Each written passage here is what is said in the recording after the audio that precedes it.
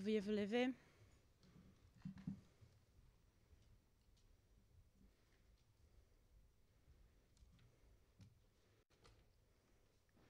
Please be seated. Veuillez vous asseoir.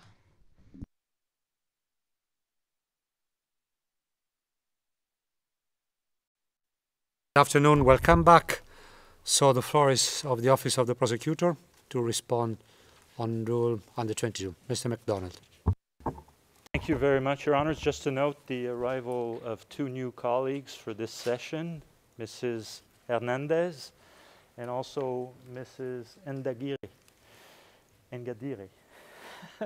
Mrs. Von Braun will be responding to the defense's arguments. Thank you very much.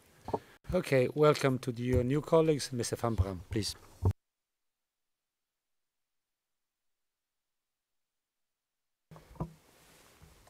Mr. President, Your Honors, thank you for giving me the opportunity to briefly respond to the defense submissions pursuant to Rule 122.3. Mr. Prosecutor has already addressed some of the issues raised by the defense, so I will be very brief and I will also not repeat any of his submissions. Let me first address, though, the challenges to the DCC and related to the specificity of the charges. Contrary to the defense submissions, the charges, Your Honors, are set out in a clear, exhaustive, and self-contained manner. They are as specific as possible in the circumstances and unambiguous. The factual scope of the charged crimes is outlined, and Mr. Said has been provided sufficient notice of what he has been charged with to prepare his defense. As required by the Chamber's Practice Manual, the statute, the rules of evidence and procedure, the DCC sets out the material facts, alleged crimes, temporal, geographical scope of the crimes, identified, and total number of victims for each incident.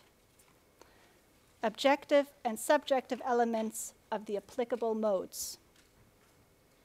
And finally, the counts make clear which crimes are charged for these material facts. The pre-confirmation brief complements the document containing the charges. It is the document that summarizes and cites the evidence. These citations, along with the evidence cited there, have to be read, of course. The requirement of the DCC is to set out the material facts, not a narrative of a story. Of course, Your Honors, the material facts of an incident can constitute both a war crime and a crime against humanity. This has been adjudicated frequently also by this court. Let me briefly touch on the charge of other inhumane acts, as this is an issue specifically raised by the defense. Contrary to the defense assertion, the prosecution has set out exactly what it deems to constitute such acts. For example, count 12 expressly states that it is the deplorable detention conditions and the refusal to acknowledge the whereabouts or fate of the detainees at Sadat to the family members which constitute these other inhumane acts. The defense assertion that Article 7.1k violates the principle of legality is unfounded, and indeed, they cite no legal authority for this position. I also want to be clear, because it was raised by the defense, Mr. Said is not being charged for any participation, individual criminal responsibility related to crimes committed during the Boy Rob operations. The evidence, though, that he was present at both operations has been disclosed to the parties during the course of the pretrial proceedings. It is nothing new, but there is no expansion in any way of the charges. On the allegations made by the defense, in respect to disclosure, I refer back to what Mr. Prosecutor has submitted before the break. In fact, the prosecution has addressed these issues on numerous occasions in the course of the pretrial proceedings. While the defense is speculating about information and evidence that they have allegedly not received, they fail to make a specific request or demonstrate how any such materials relate to a live issue in this case. Mr. President, Your Honors, it is Mr. Saeed who is charged because of the evidence we hold to establish his individual criminal responsibility, and Mr. Saeed only. It has never and will never be persuasive to argue that others may also have committed crimes at the same time or before or after the period relevant to the charges. To be sure, Mr. Saeed is not the only one allegedly responsible for crimes committed during the conflict in CAR, on the Seleka side or any other side. He is not here because he is seemingly a more low-level member of the former Seleka coalition, but because the evidence demonstrates his individual criminal responsibility. The defense has launched quite serious allegations against the prosecution in its investigation today. These have no basis. To finalize this point very briefly, I request to go into private session. Mr. Court Officer, we'll move into private session, please.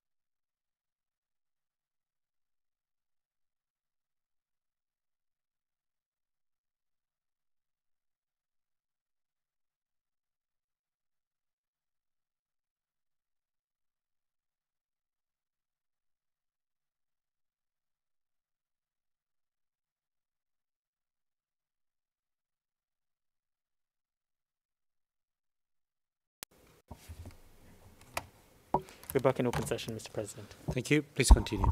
Thank you. The other individuals referenced by the defense were also interviewed, including on broad aspects of the conflict, relevant beyond what is immediately relevant to the case at hand. Thus, Your Honors, I conclude my brief response by reiterating that the charges set out before you today are brought against Mr. Saeed for his acts and conduct. They are clear, defined, and exhaustive, and the defense has not managed to raise a significant doubt as to this assertion. I thank you for your attention. Thank you very much. Okay, the chamber has taken note of the observations of the defense, of the response of the prosecution, and pursuant to Rule 122, paragraph 6 of the Rules of Procedure and Evidence, will rule on them in due course. Now we will proceed to hearing parties and participants' submissions on the merits. We'll start with the office of the prosecutor. You do have an hour and a half. I would be grateful if you make it by 4. In case you don't, please let me know. We'll see whether we can arrange this with the indulgence of the interpreters as a very small continuation after 4. But if you make it, this would be appreciated. Thank you very much. Thank you, Your Honor. Our aim is to finish. My presentation is to last an hour 10 minutes, so before the deadline in question. Very good to hear. Thank you. It's intended to last an hour and 10 minutes. Well, the caveat is less appreciated than the... If you allow me just a second, I want to sort out the technical issues.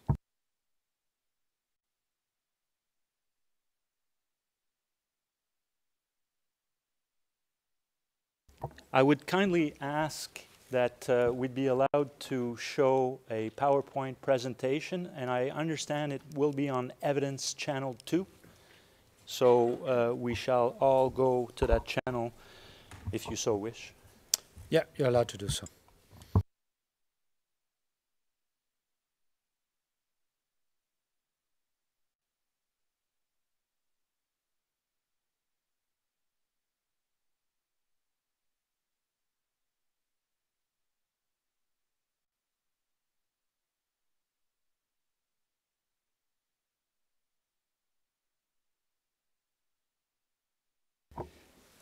Thank you, Your Honor. Alors, je vais m'adresser à la Chambre maintenant en français. Et l'ensemble de ma présentation sera fait dans cette langue. Je tiens à rassurer tous et chacun qu'aucune session à huis clos partielle ne sera nécessaire. Et si jamais, pour quelque raison que ce soit, je commettais un impair, je suis certain que on pourra expurger, si nécessaire, la retransmission en différé. Monsieur le Président, Madame, Monsieur les juges, je vais exposer les moyens à charge concernant Monsieur Saïd. La Chambre a déjà pu prendre connaissance de notre mémoire de préconfirmation. Alors, mes observations aujourd'hui vont se concentrer sur les aspects clés des éléments de preuve présentés par l'accusation à l'appui des faits essentiels sur lesquels reposent les charges. Nous vous soumettons qu'il existe des motifs substantiels de croire que M. Saïd a commis les crimes qui lui sont reprochés et qu'il doit donc être renvoyé en jugement. Les éléments de preuve démontrent que M. Saïd est pénalement responsable des crimes de guerre et des crimes contre l'humanité commis entre avril et novembre 2013 dans 2 sites de détention.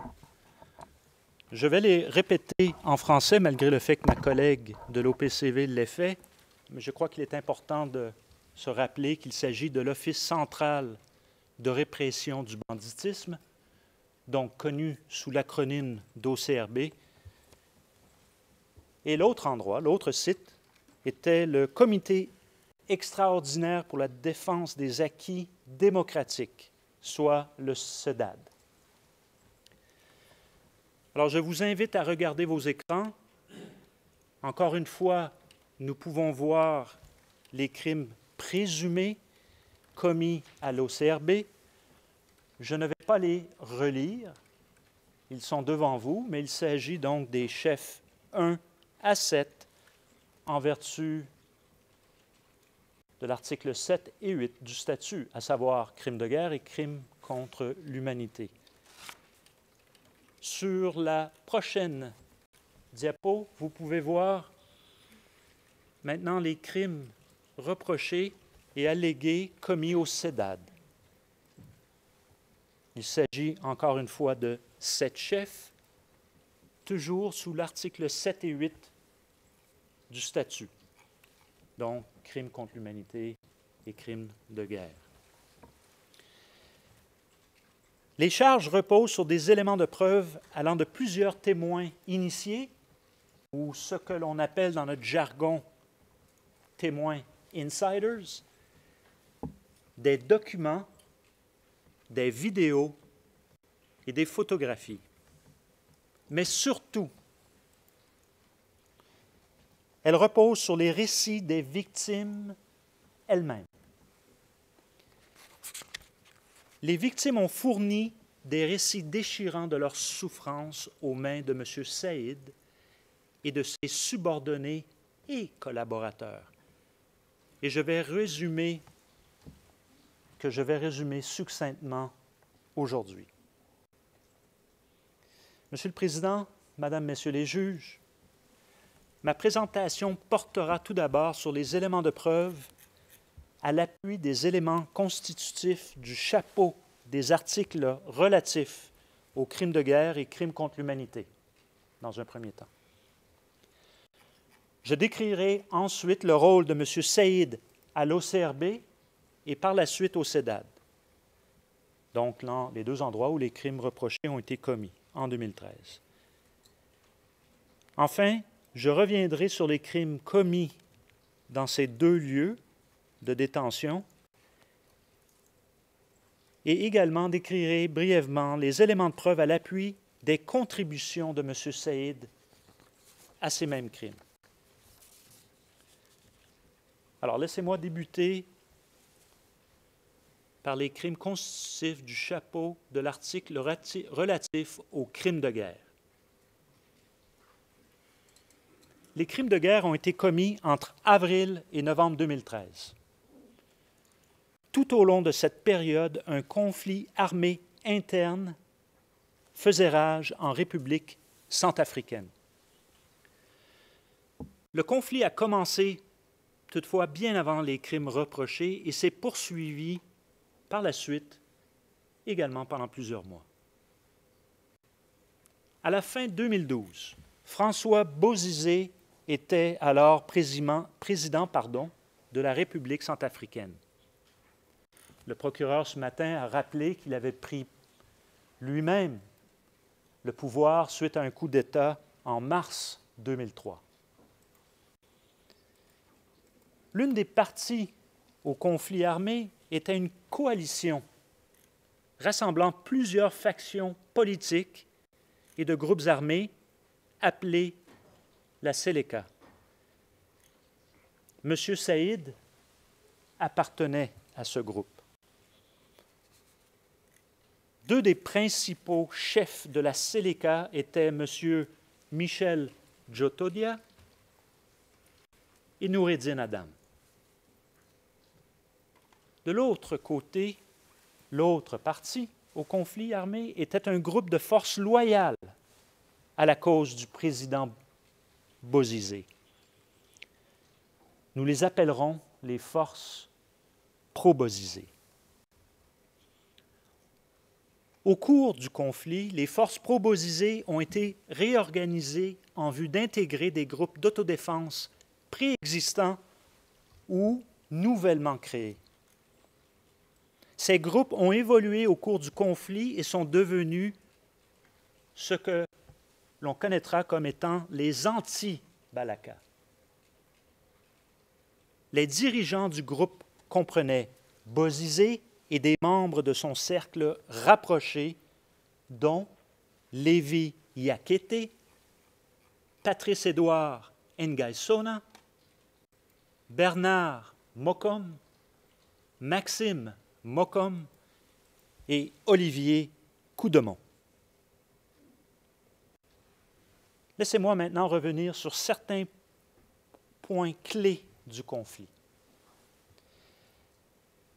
Vers le mois d'août 2012, la coalition rebelle Seleka a fait son apparition dans le nord-est de la République centrafricaine.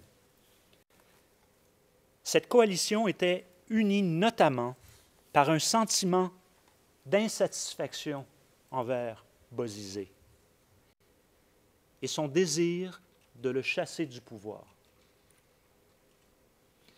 Le 24 mars 2013, la Seleka a pris le contrôle de Bangui, après avoir vaincu les forces nationales et troupes sud-africaines. Elle a renversé Bozizé, qui, avec ses alliés, a été poussé à l'exil. Le chef de la Seleka, Michel Djotodia, s'est autoproclamé président de la République centrafricaine. L'attaque de la Seleka sur Bangui a révélé ses compétences et forces militaires. Elle a contraint Bozizé et ses alliés à battre en retraite et le conflit a temporairement connu une période d'affrontement moins intense. Mais elle n'a pas mis fin à la guerre. Car, honorable juge, il n'y a eu aucun règlement pacifique du conflit. Il n'y a eu aucune absence durable d'affrontements armés entre les parties au conflit. Et plus, il y a eu clairement une reprise des affrontements armés entre les deux mêmes parties au conflit. Après la prise de Bangui, la Séléka anticipait une contre-attaque et a immédiatement mis en place un plan pour contrer une telle attaque. De leur côté, Bozizé et ses alliés ont rapidement entrepris de regrouper leurs combattants et de soutenir, former et consolider les groupes d'autodéfense dans le but de reprendre le pouvoir par la force. Et d'ailleurs, c'est ce qu'ils feront. Un nombre important de combattants expérimentés sont restés fidèles à Bozizé. Parmi eux se trouvaient d'anciens membres des forces armées centrafricaines, connus sous le nom de FACA et de la garde présidentielle de Bozizé.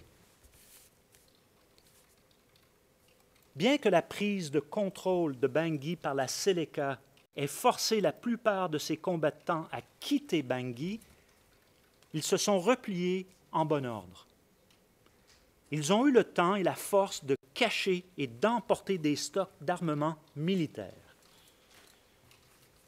De nombreux combattants pro-Bozizé se sont regroupés dans la région frontalière de la République centrafricaine, attendant le moment propice pour lancer une contre-attaque.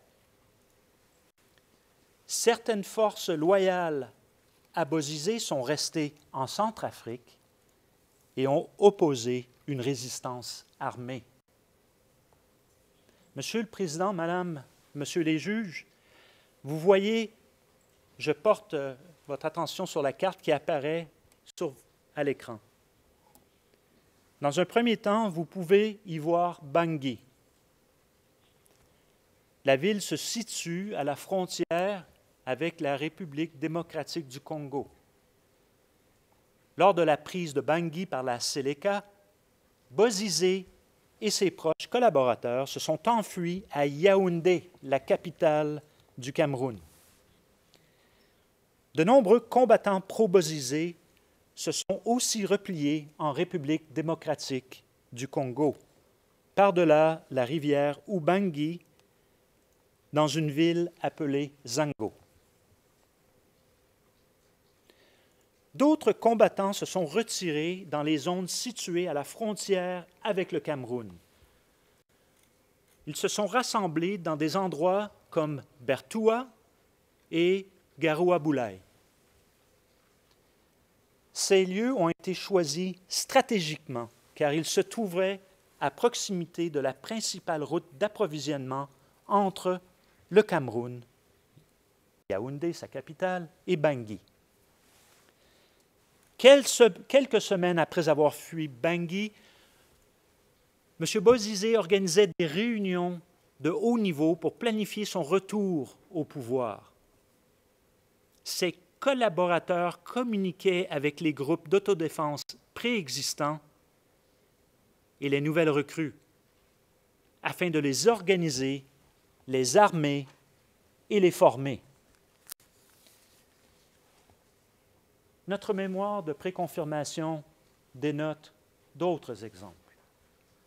Mais dès juin 2013, des entraînements militaires structurés, supervisés par d'anciens membres des FACA avaient lieu dans des endroits tels que Zongo et Kalongoy en RDC et Gobéré. Et ce, sur le territoire même de la République centrafricaine, comme vous pouvez le voir sur la carte. C'est à cette époque que les forces pro-Bozizé ont commencé à résister, y compris en lançant des attaques contre la Séléka.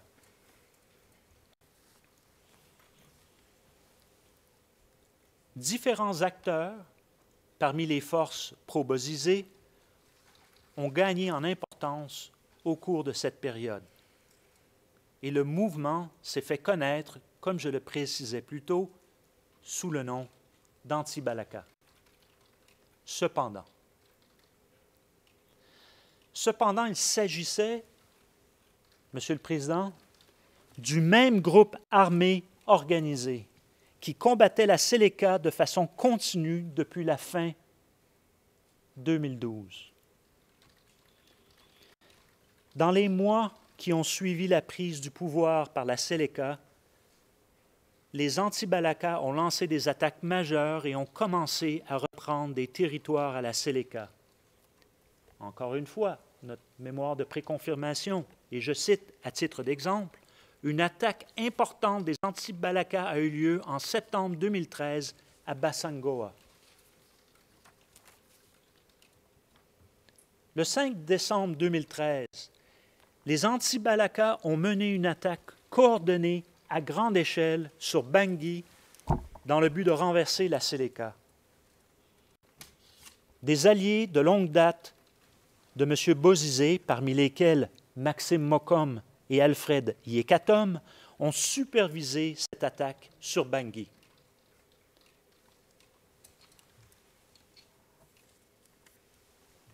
On m'informe que je vais peut-être un peu vite.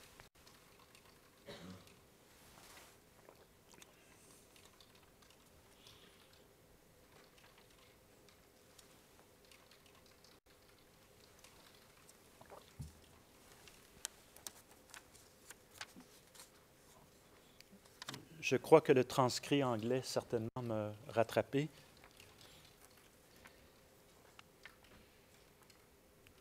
En quelques semaines, Michel Djotodia, notamment sous la pression ou sous pression internationale, a été contraint de démissionner et la Séléka a dû battre en retraite.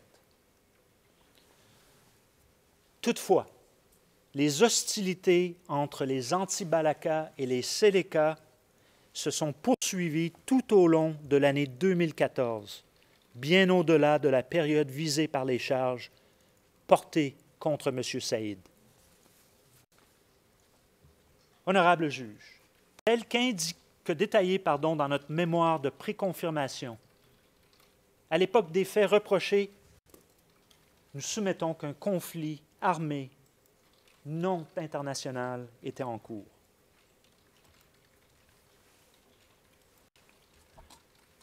Je vais maintenant aborder les éléments constitutifs, ou les éléments contextuels des crimes contre l'humanité.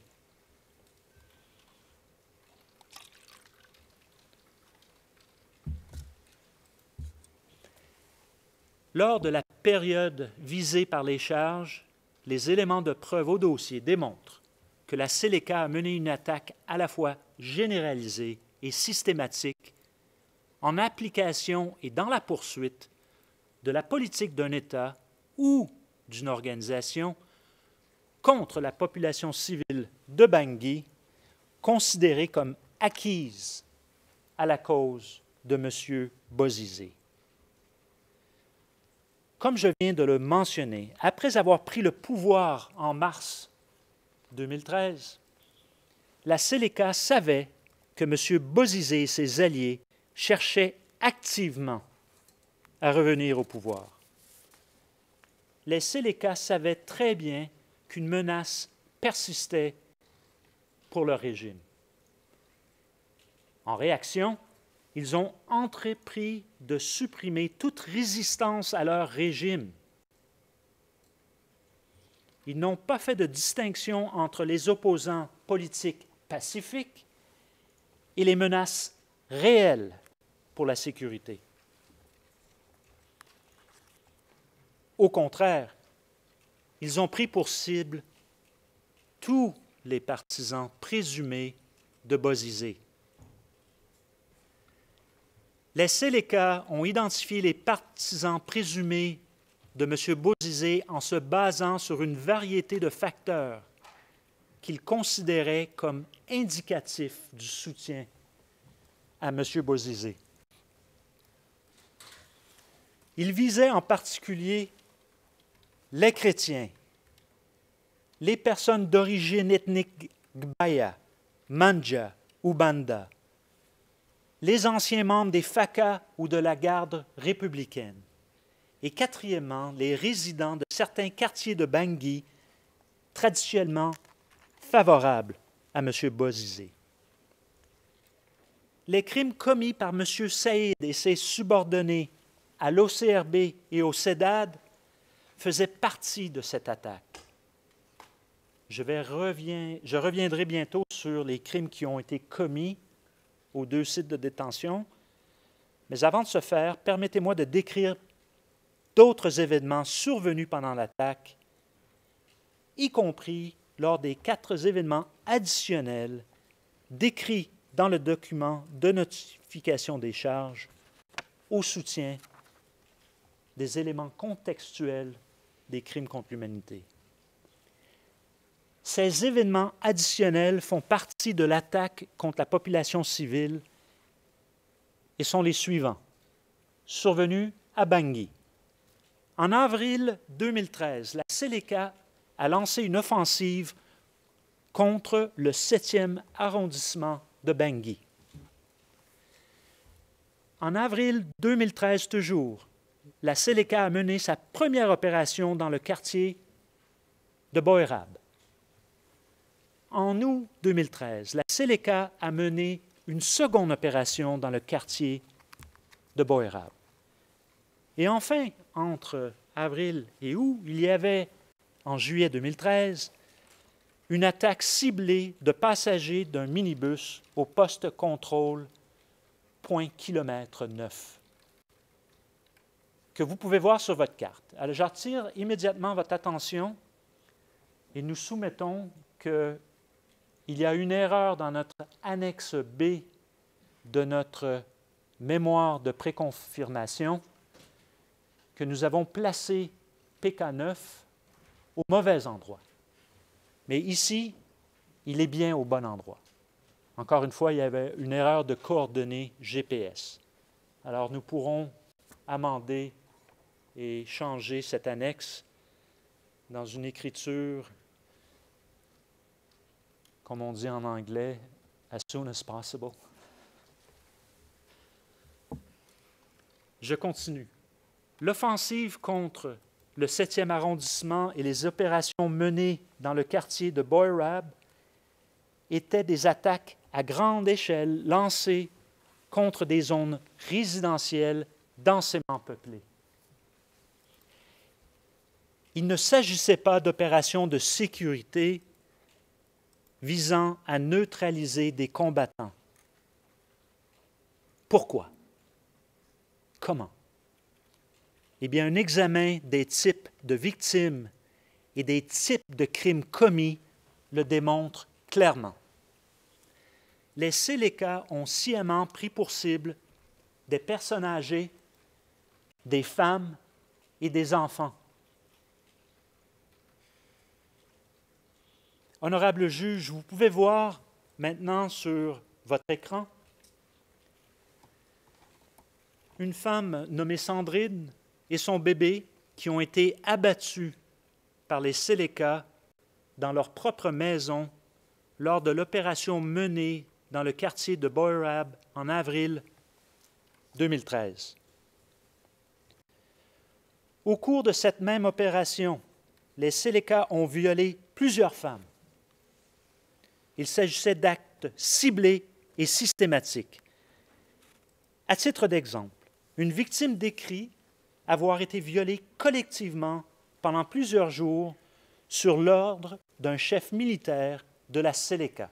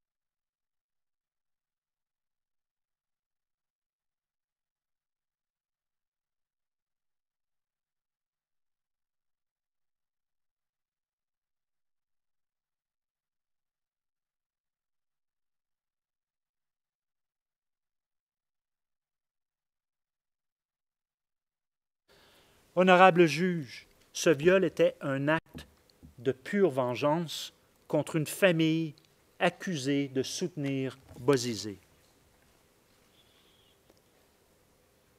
Lors des événements survenus dans le 7e arrondissement et le quartier de Boyrab, les Séléka sont passés de porte en porte, pillant les maisons de fond en comble.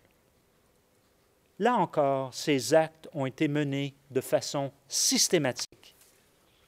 Les pillages commis à l'occasion des événements de Boyrab ont duré plusieurs jours et des centaines d'éléments de la Séléka y ont participé.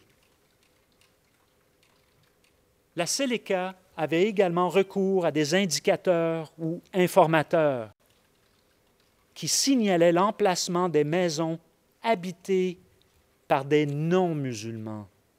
Ces maisons et leurs occupants étaient la cible de violences, tandis que les maisons de musulmans, elles étaient épargnées.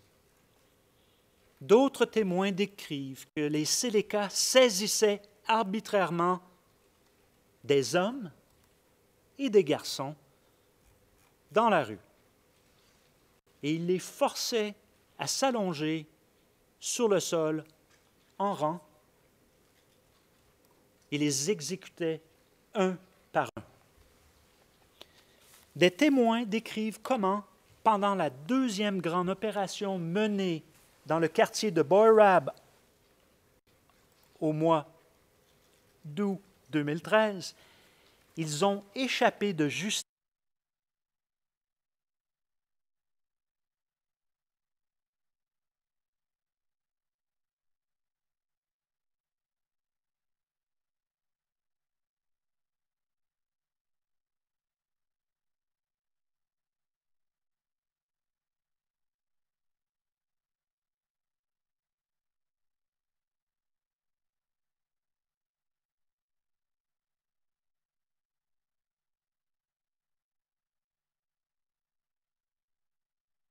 Même en juillet 2013, les Séléka ont arbitrairement arrêté, torturé, puis assassiné un groupe de passagers d'un minibus au poste contrôle de PK9. Alors, qu'avaient fait ces victimes? Ces victimes étaient les passagers d'un bus dans lequel les Séléka ont trouvé un sac contenant des T-shirts à l'effigie de M. Bozizé. Monsieur le Président, Madame, Monsieur les juges, les crimes reprochés ont été commis, nous vous soumettons, en application et dans la poursuite de la politique d'un État ou d'une organisation. Ceci est démontré par le schéma ou pattern en anglais, un pattern constant de violence dont la population civile ciblée a été victime aux mains des Séléka. Les commandants et membres de la Séléka, quelle que soit leur appartenance nationale ou ethnique, ont travaillé ensemble et attaqué la population civile de Bangui qu'elles percevaient comme partisane de Bozizé, et ils ont fait beaucoup de victimes. Encore une fois, à titre d'exemple, Adam et des commandants de haut rang étaient présents sur le terrain. Ils donnaient des ordres pendant les opérations qui se sont déroulées sur plusieurs jours. La politique d'un État ou organisation est aussi démontrée par les paroles et gestes des commandants de la Séléka lors de la coordination de l'attaque. Toujours Noureddin Adam, à l'époque, effectivement, ministre de Sécurité publique, et le supérieur de M. Saïd, a déclaré que Boyrab devait être brûlé. Témoin P. 1719.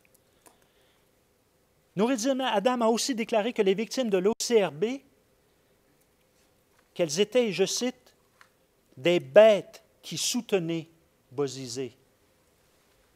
Témoin P. 0622.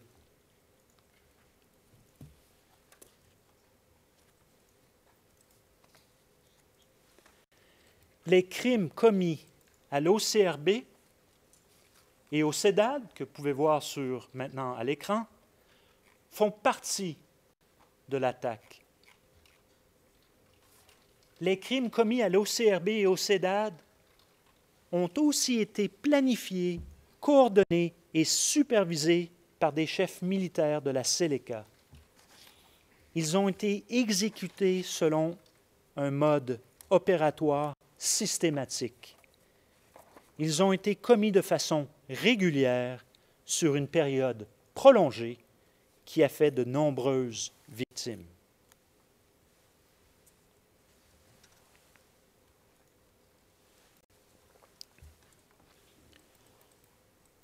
Permettez-moi maintenant, avant d'aborder les crimes reprochés, de décrire le rôle de M. Saïd à l'OCRB et au CEDAD. Après la prise de contrôle de Bangui par la Seleka, l'a ouvert le 12 avril 2013. M. Saïd a été nommé chef de facto du bureau central de l'OCRB par M. Noureddin Adam, le ministre de la Sécurité publique de l'époque. Vous avez les décrets. C'est sur la liste. C'est dans le document Notre mémoire.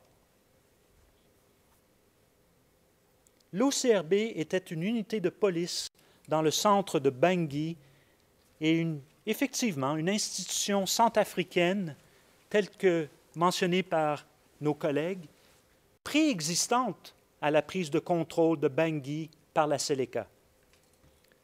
Sur vos écrans, vous pouvez voir une vue aérienne de l'OCRB. Il s'agit d'une image satellite d'un site bien connu qui date de 2013, donc l'année en question. Avec son adjoint Mahamat Tahir et ses proches collaborateurs, Hissène Demboucha et Soumayele Yaya, M. Saïd était à la tête de plus de 60 éléments de la Seleka et ce centre entre le 12 avril et le 31 août 2013. À votre écran, vous pouvez voir dans un premier temps une liste, l'ensemble de la liste des membres de la Seleka produite à l'époque des faits et authentifiée par un témoin insider. Et cette liste montre que M. Saïd en était le responsable. Vous voyez le nom de M. Saïd qui figure à l'entrée numéro 1 et celui de M. Mahamat Tahir à l'entrée numéro 2. Encore une fois, Monsieur le Président, Madame, Monsieur les juges, des documents de l'époque, au moment des faits. D'autres Seleka de haut rang étaient en contact régulier avec M. Saïd à l'OCRB, dont Hissène... Oui, c'est ça. Excusez-moi. Un petit instant. Oui, c'est ça. Donc, d'autres Seleka de haut rang étaient en contact régulier avec M. Saïd à l'OCRB, dont M. Demboucha, Mahamat Saleh Adoum Kété, de son nom complet, et M. Adoum Rakis. Les éléments de preuve démontrent que M. Saïd était le membre des Seleka le plus influent à l'OCRB. M. Saïd a exercé son contrôle sur l'OCRB jusqu'à la fin du mois d'août, soit le 31 août 2013, date à laquelle la Seleka a été chassée de l'OCRB en raison des crimes allégués qui y auraient été commis. M. Adam, le supérieur de M. Saïd, a été relevé de ses fonctions de ministre et nommé directeur du CEDAD, encore une fois, par décret, le 22 août 2013. Et le document qui est sur la liste des éléments à charge. Pour sa part, l'enceinte du CEDAD se trouvait dans une villa située dans un quartier résidentiel à la périphérie du centre de Bangui. Encore une fois, une image satellitaire datant de 2013. Des témoins dits insiders décrivent M. Saïd que M. Saïd est devenu commandant des opérations pour Adam et à ce titre avait autorité sur les Séléka en poste à l'OCRB. M. Saïd a reçu et exécuté les ordres d'Adam. M. Saïd a recruté d'anciens Séléka de l'OCRB et les a transférés au CEDAD. M. Saïd a organisé et supervisé les patrouilles chargées des arrestations des victimes et il a lui-même participé aux arrestations. Selon le décret numéro 1318, le CEDAD était un service de renseignement chargé de lutter contre les menaces touchant à la sécurité nationale. Cependant, la Séléka, sous l'égide d'Adam, a transformé le CEDAD en un centre de détention secret, sans contrôle judiciaire. M. Saïd et ses subordonnés ont fait subir peur et souffrance aux détenus et à leurs familles, et ce jusqu'au 8 novembre 2013 au moins. Laissez-moi maintenant revenir à l'OCRB et décrire les crimes qui y ont été commis.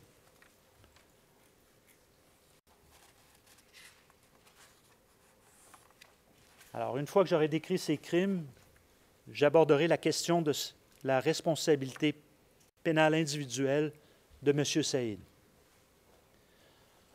Au paragraphe 33 du document de notification des charges et au paragraphe 141 à 200 du mémoire de préconfirmation, l'accusation a décrit les faits essentiels et les éléments de preuve à l'appui des charges au chef 1 à 7. Sous vos écrans, se trouve une image de l'enceinte de l'OCRB.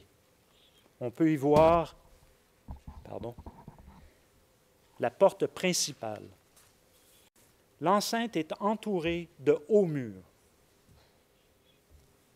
Elle comprenait 7 cellules en surface.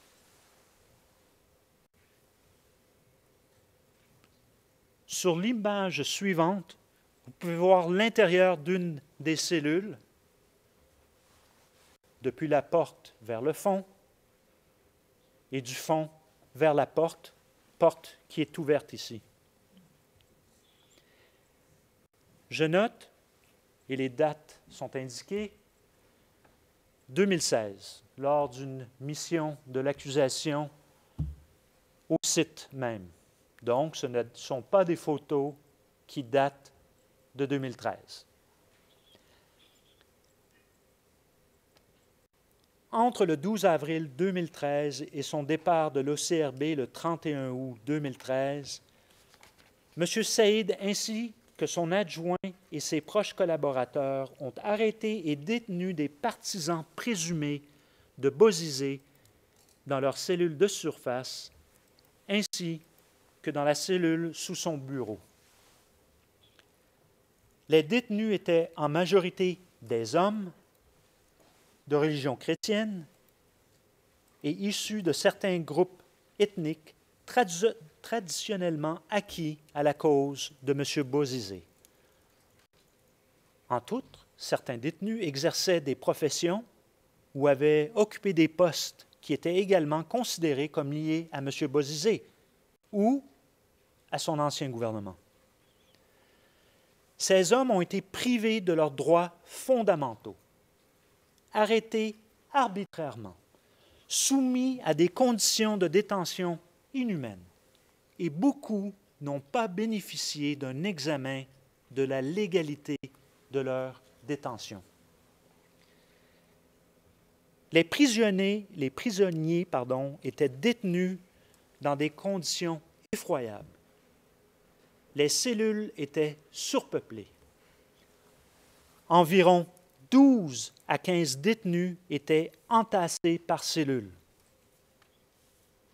Ces cellules, elles étaient petites, étouffantes et sans fenêtre, et avec un seul seau en guise de toilette.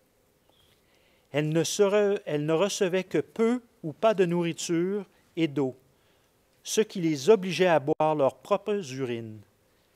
Les détenus étaient effrayés, affamés, assoiffés et incapables de dormir.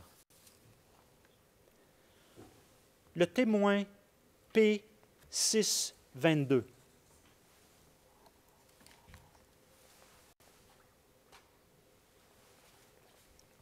déclare, et je cite, « Il était impossible de se coucher à même le sol, car la cellule était remplie. » Fin de la citation. Le témoin ajoute, et je cite, « J'avais tellement soif que je n'avais pas d'autre choix que de boire mon urine. » Fin de la citation. Au cours de la période concernée par les accusations, au moins 31 détenus de sexe masculin ont également été détenus dans la cellule connue sous le nom de trou, le sous-sol.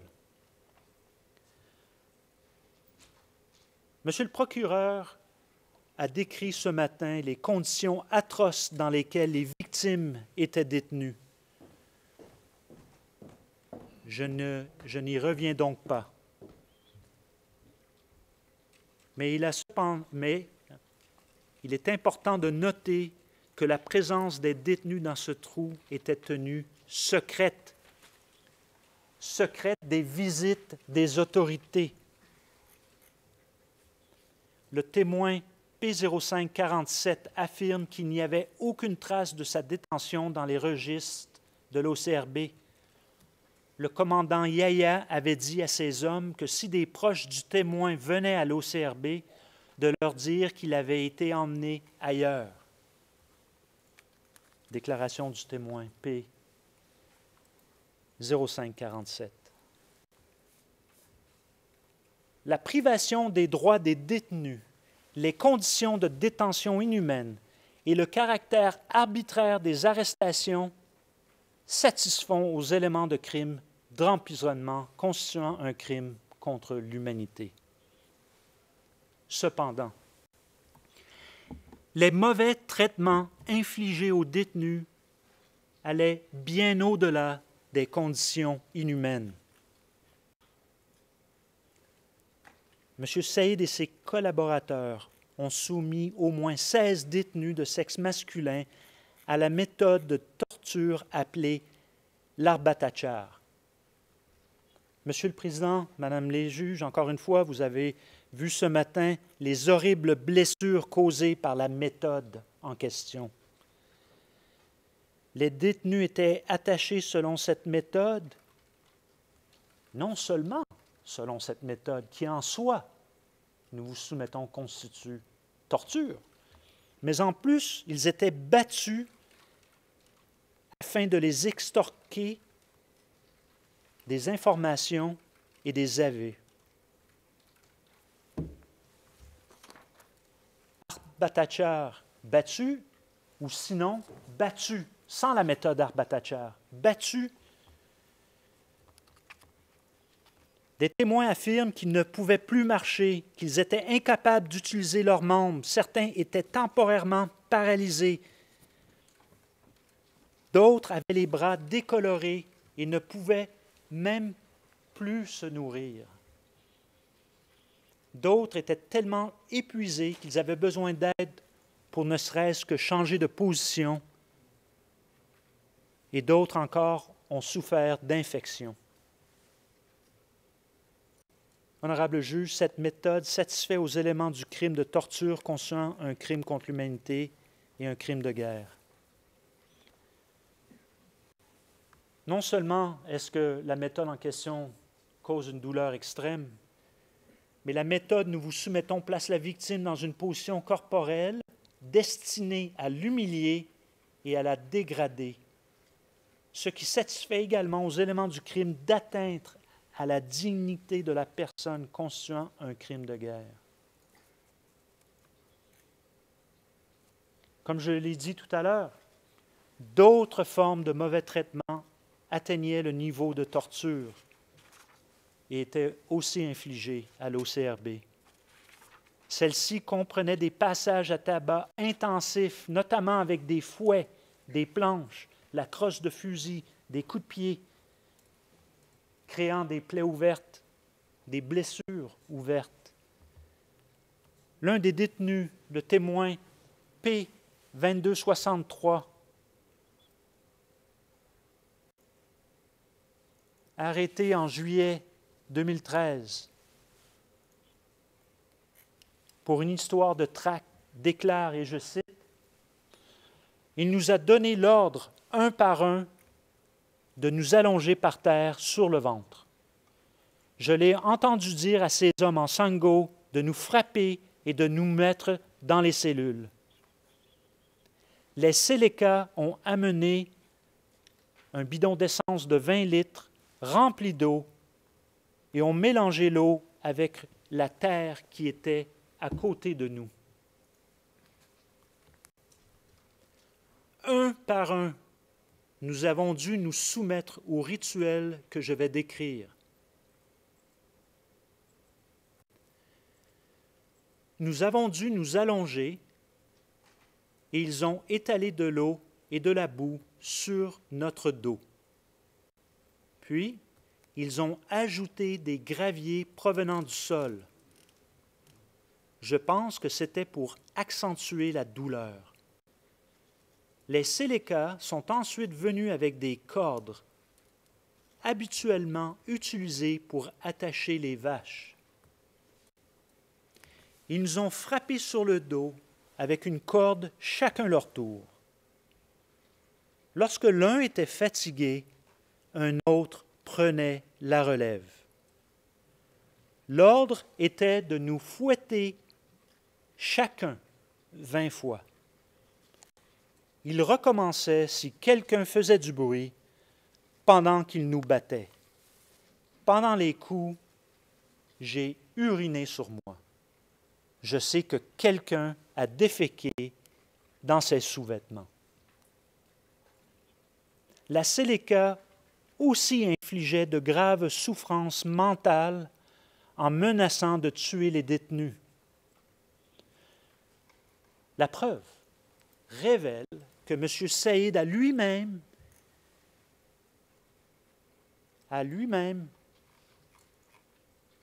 vis-à-vis un témoin, fait une simulacre d'exécution à un détenu qui l'accusait de soutenir M. Bozizé. La torture à l'OCRB a été pratiquée dans le but spécifique d'infliger des douleurs physiques et des souffrances psychologiques et d'obtenir des informations ou des aveux, de punir, d'intimider ou de contraindre les personnes détenues. Pendant toute la période visée par les charges, les détenus torturés étaient sous la garde et le contrôle des Séléka, qui étaient des subordonnés de M. Saïd. Les prisonniers détenus à l'OCRB étaient à tout le moins hors de combat ou encore étaient des civils, des membres du personnel médical ou religieux ne prenant pas activement part aux hostilités. Enfin, les Séléka ont pris pour cible les victimes en raison de leur identité, de leur religion, de leur appartenance ethnique et de leur sexe. Les victimes ont été prises pour cible pour des motifs politiques, car elles étaient considérées comme acquises à la cause de l'ancien président Bozizé. M. Saïd lui-même a accusé des témoins de soutenir Bozizé. Des subordonnés et collaborateurs ont également tenu de tels propos envers les détenus lors des interrogatoires ou de leur mauvais traitement. En outre, les éléments de preuve montrent que les motifs ethniques, religieux ou sexistes peuvent également être invoqués sur la base des éléments de preuve disponibles. Les victimes étaient en grande majorité issues de certains groupes ethniques comme les Bayas. Les victimes étaient chrétiennes, les victimes étaient presque exclusivement des hommes.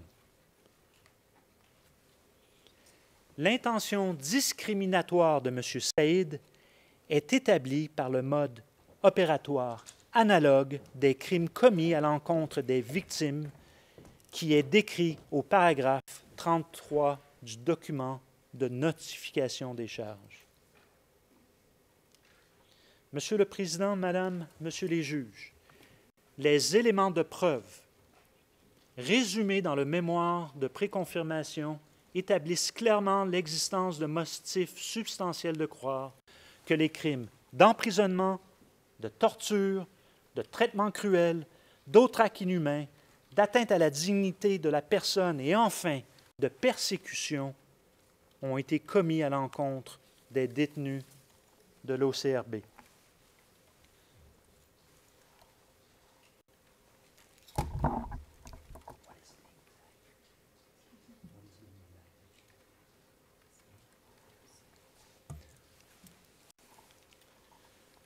Je note qu'il y a peut-être des expurgations qui se font. Je m'en excuse.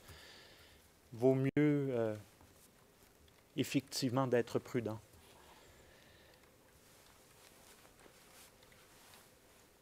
Laissez-moi maintenant brièvement. I agree, it is better to be cautious. Je vais maintenant aborder les quelques éléments au niveau des modes de responsabilité. Alors, M. Saïd est inculpé des crimes qu'il a commis en vertu des modes de responsabilité prévus aux articles 25.3a, B, C et D.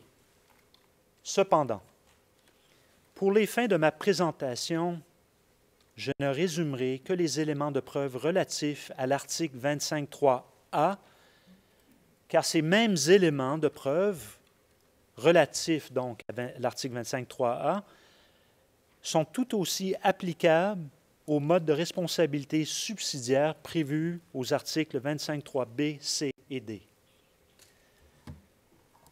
Nous demandons, Monsieur le Président, respectueusement à votre Chambre de confirmer les charges selon ces 4 modes de responsabilité et de laisser l'ultime décision sur cette question à la Chambre de première instance, si vous étiez pour confirmer les charges, évidemment.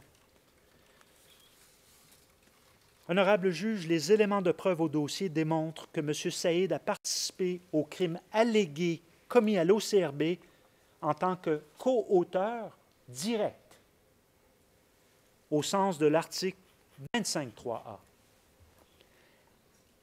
Ainsi qu'il est indiqué au paragraphe 201 à 242 de notre document de notification des charges, M. Saïd avait un plan ou un accord avec, et je cite, les personnes suivantes. Leurs noms apparaîtront à l'écran. M. Mahamat Nouraddin Adam, qui était le supérieur de M. Saïd. M. Mahamat Tahir, son adjoint.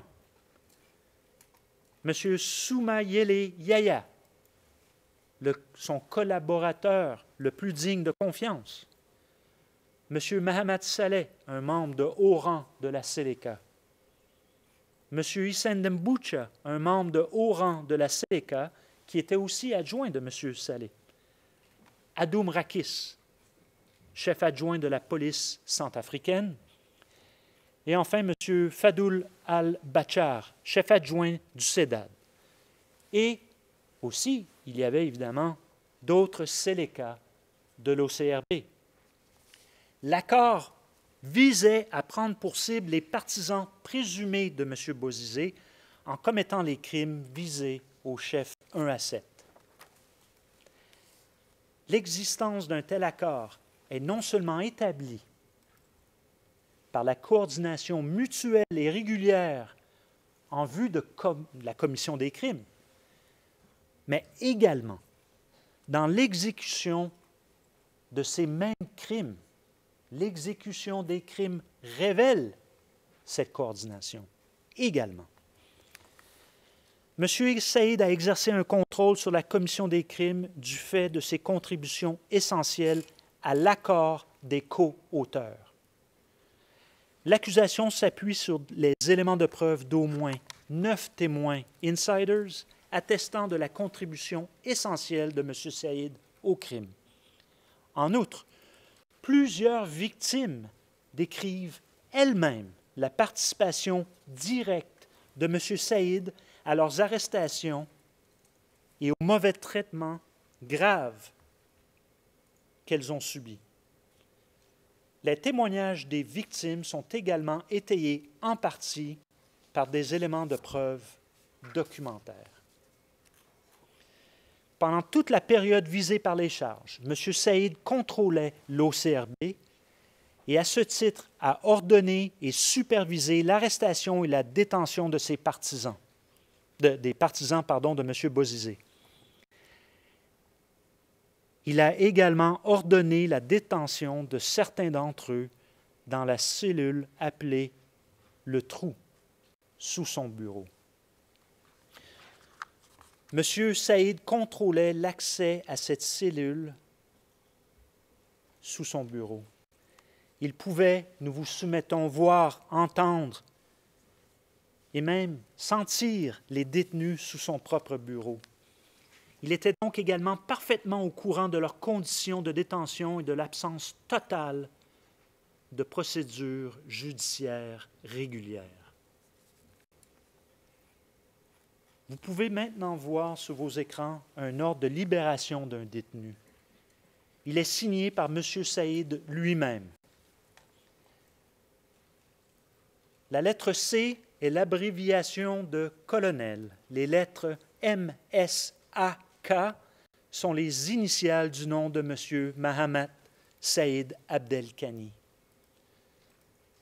Monsieur le Président, honorable juge, M. Saïd a approuvé la méthode de torture de l'Arbatachar, déclarant au personnel de l'OCRB que c'était le meilleur moyen d'obtenir des aveux. Ainsi qu'il est indiqué dans notre mémoire au paragraphe 226 à 235, M. Saïd a fourni au Seleka des armes, de la nourriture, des véhicules, des uniformes et des cartes d'identité. Sur vos écrans, vous pouvez voir une telle carte d'identité. Encore une fois, les initiales CMSAK font référence au colonel Mahamat Saïd Abdelkani. M. Saïd dirigeait des Seleka lors des opérations qui étaient menées sur le terrain et qui comprenaient des arrestations. Son propre numéro de portable, son numéro de téléphone portable apparaissait, figurait sur les véhicules de l'OCRB. Avec ses subordonnés Yahya et Tahir, M. Saïd menait également des interrogatoires violents depuis un autre bureau situé sous un arbre dans la cour intérieure de l'OCRB. Un témoin a même décrit avoir été soumis à un simulacre d'exécution par M. Saïd lui-même. Monsieur le Président, Madame, Monsieur les juges, les éléments présentés par l'accusation démontrent également que M. Saïd a contribué intentionnellement au crime reproché et en connaissance de cause.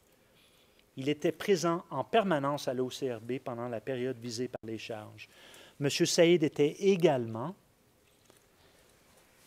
le plus influent des Seleka postés à l'OCRB. Il donnait des ordres et administrait l'OCRB. Les éléments de preuve démontrent que la cellule souterraine se trouvait dans son bureau et qu'il a ordonné à des personnes, que des personnes y soient détenues. Il a également participé lui-même à des arrestations et à des mauvais traitements physiques de détenus. Il coordonnait et communiquait régulièrement avec ces éléments qui maltraitaient également les détenus. En d'autres mots, il avait connaissance. Enfin, pour les éléments de preuve à l'appui des modes de responsabilité subsidiaire, comme je l'ai mentionné, ils s'appliquent tout autant et nous vous référons, Monsieur le Président, honorable juge, au paragraphe 243 à 254 de notre mémoire de préconfirmation. Je vais maintenant aborder les crimes commis au SEDAD.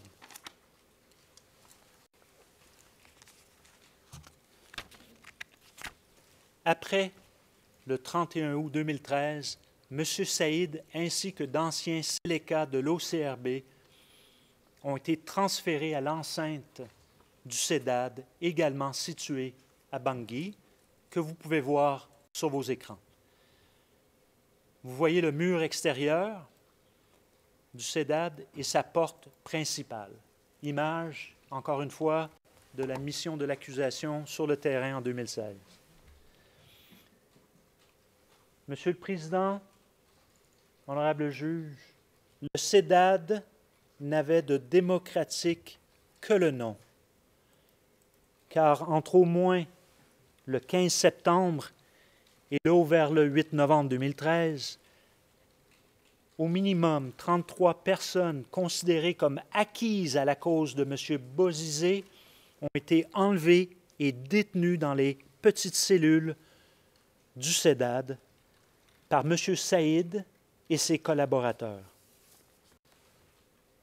Le mode opératoire, le modus operandi au SEDAD était également le suivant. Tel que décrit au paragraphe 64 du document de notification des charges, les victimes étaient enlevées à leur domicile ou dans la rue et violemment forcées de monter dans des véhicules. Ces véhicules avaient les vitres teintées et sans plaque d'immatriculation, ce qu'on appelle, en bon québécois, des véhicules fantômes. Les victimes étaient encagoulées et battues. Dans certains cas, une poudre de piment était ajoutée aux cagoules, ce qui brûlait les yeux des victimes.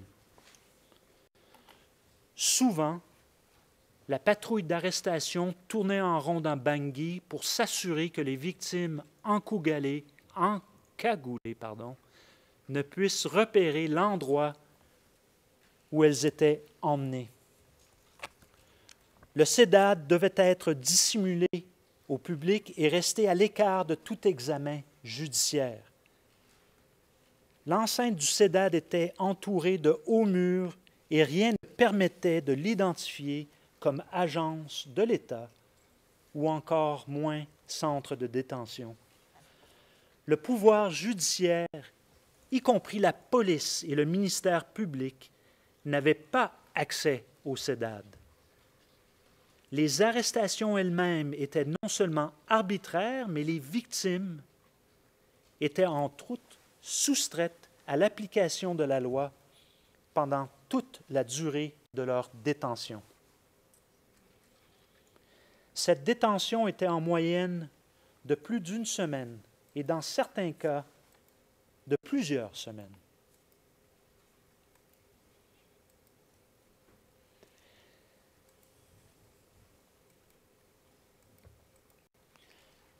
Les victimes étaient détenues dans de petites cellules dans des conditions désastreuses. J'attire votre attention sur vos écrans et je note que ces photos ont été prises en décembre 2013, donc un peu plus d'un mois après la fermeture du SEDAD. Les cellules étaient petites et surpeuplées. Les cellules n'avaient pas de toilettes. Il n'y avait pas d'installation médicale au SEDAD. La nourriture et l'eau n'étaient pas fournies en quantité suffisante aux détenus. Les détenus étaient régulièrement interrogés par les sélécas, souvent violemment, au sujet de leur soutien présumé à Bozizé ou aux anti-Balaka. Les détenus n'étaient pas formellement inculpés et leur détention ne faisait l'objet d'aucun contrôle judiciaire. Les victimes n'étaient pas non plus autorisées à contacter leur famille. Les membres des familles ne recevaient aucune information et elles se lançaient à la recherche donc de leurs proches. Certains passaient même à la radio pour solliciter des informations. D'autres allaient jusqu'à inspecter les morgues afin de voir si leurs proches étaient décédés. Sans aucune information, ils croyaient leurs proches décédés. Ces faits essentiels étayent les chefs d'emprisonnement et d'autres actes inhumains. L'accusation, Monsieur le Président, honorable juge, a reconnu la souffrance particulière des membres des familles en l'incluant dans le chef d'autres actes inhumains. Les souffrances endurées par les membres des familles des détenus étaient d'une gravité telle qu'elles revêtent un caractère similaire à ceux visés à l'article 7 du statut, aux actes, visés à l'article 7 du statut. À ce sujet, donc, je vous réfère à notre mémoire au paragraphe 306 à 311.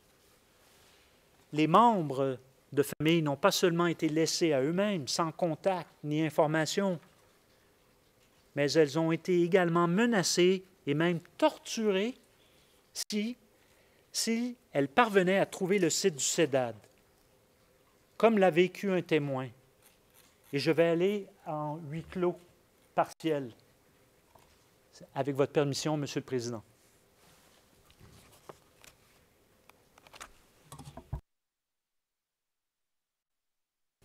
Mr. Court Officer, let's move to private session, please.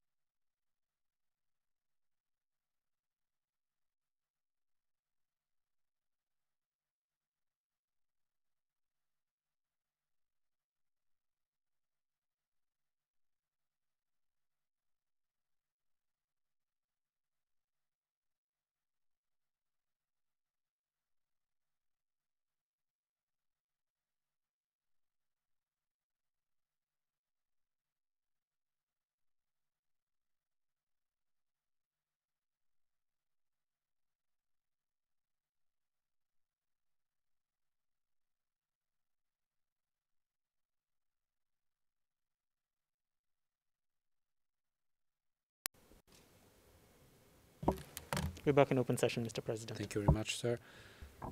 Mr. Prosecutor. Merci. Pendant leur détention, les victimes ont été physiquement et mentalement maltraitées à un point tel que leur traitement peut être assimilé à de la torture.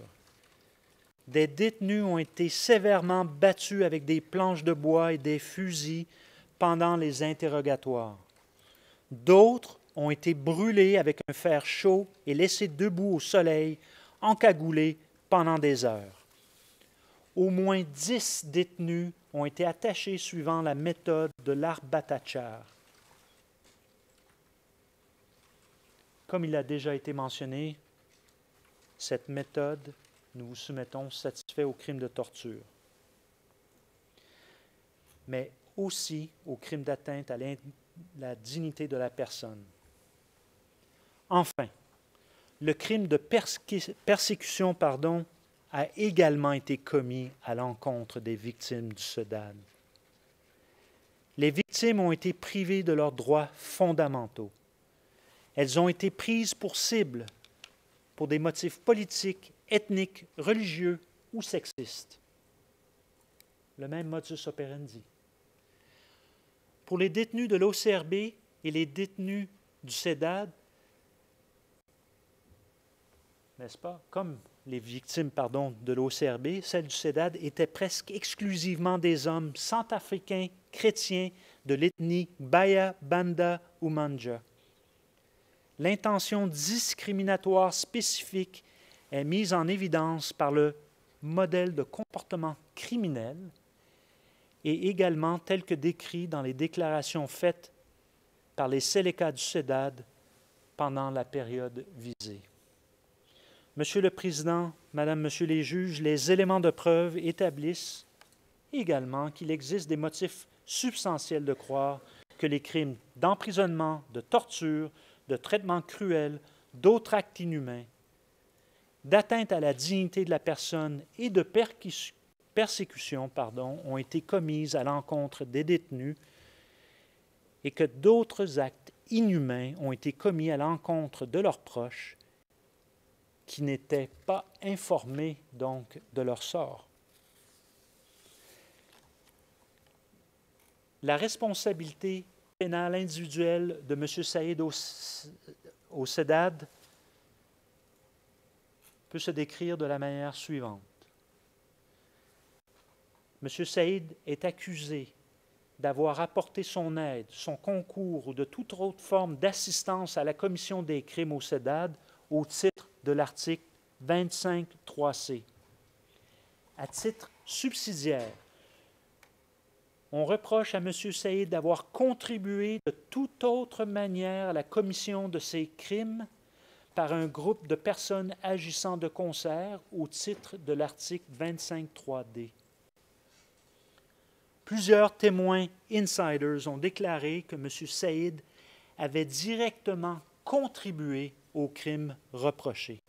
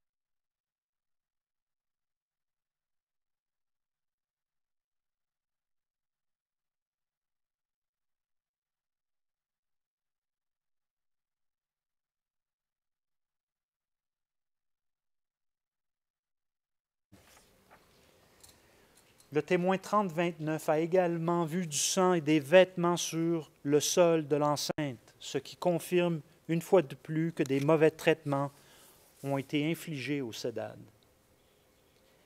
Des voisins de l'enceinte du Cédad ont rapporté avoir entendu les cris de personnes se faisant maltraiter. Enfin, l'enceinte était petite et ses cellules étaient visibles à la fois de l'entrée et du bâtiment des bureaux. Il est inconcevable qu'une personne fréquentant régulièrement le Cédad n'ait pu remarquer aucun des détenus qui s'y trouvaient. Monsieur le Président, Madame, Monsieur les juges, permettez-moi de conclure ma présentation. Nous soumettons que sur la base des faits essentiels exposés dans le document de notification des charges, soutenu par notre liste des éléments de preuve et tel que résumé dans le mémoire de préconfirmation, il convient de confirmer les charges et l'ensemble des modes de responsabilité et pour la manifestation de la vérité, de renvoyer M. Saïd en jugement. Je vous remercie de votre attention.